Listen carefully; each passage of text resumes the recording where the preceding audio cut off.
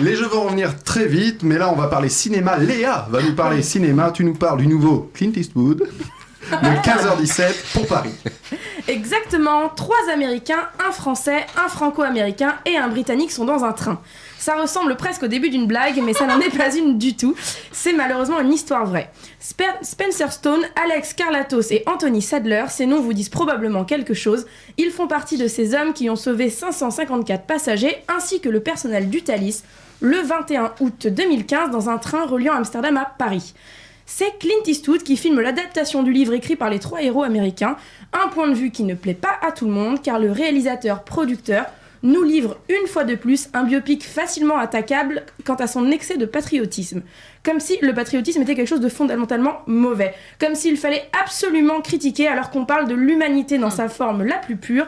On parle de courage, d'altruisme, de solidarité et d'une mécanique précise impliquant un travail de groupe pour neutraliser un terroriste. Les protagonistes sont nombreux, mais il a choisi effectivement le point de vue le plus intéressant pour son histoire, ce qui n'est pas étonnant pour un réalisateur qui a une fascination pour les gens ordinaires qui accomplissent de grandes choses. Comment lui reprocher le choix de son point de vue du point de vue de Spencer Stone. Bien loin de se contenter de la facilité de nous livrer une chronologie de l'attentat en lui-même qui, j'en suis sûre, donnerait un film rythmé et bourré d'action, Eastwood s'intéresse au comment. Comment Spencer est devenu un héros ? Eh bien, la réponse proposée par le réalisateur est simple. On ne naît pas héros, on le devient. Spencer est un petit garçon ordinaire, un peu grassouillé, constamment dans le bureau du principal et beaucoup trop fasciné par les armes. Oui. Un petit Américain moyen, donc, pas plus bête qu'un autre, mais certainement pas plus intelligent non plus. Comment ce petit bonhomme devenu grand s'est précipité sans hésitation vers le danger en ayant conscience que son corps serait le pare-balles entre un AK-47 et les autres passagers ? Et ensuite, plus largement, comment ces 3 amis californiens se sont retrouvés dans ce train alors que la veille encore, ils s'interrogeaient sur leur envie d'aller à Paris ou non ? Comment se sont-ils retrouvés dans ce wagon-là alors qu'ils étaient installés ailleurs ? Leur présence relève-t-elle du hasard, du destin, d'une divine intervention ? La question a le mérite d'être soulevée et est assez bien traitée pour que la réponse nous appartienne. Ce film transcende le genre même du biopic tant il frôle la reconstitution parfaite grâce à une particularité inédite. Le réalisateur fait appel aux véritables acteurs de cette histoire, acteurs dans le sens qui ont vécu cette action. Même s'ils sont loin d'être comédiens, ils se sont prêtés au jeu malgré la charge émotionnelle.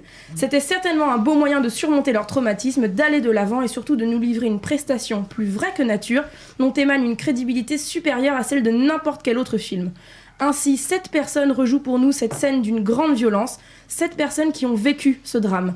Avec cette idée, Clint Eastwood réduit au maximum la frontière entre cinéma et réalité. Pour tout avouer, je ne me suis prêtée qu'à moitié au jeu imaginé par Clint Eastwood puisque je suis allée voir le film en version française et que ce sont de vrais comédiens qui ont doublé les 3 rôles principaux.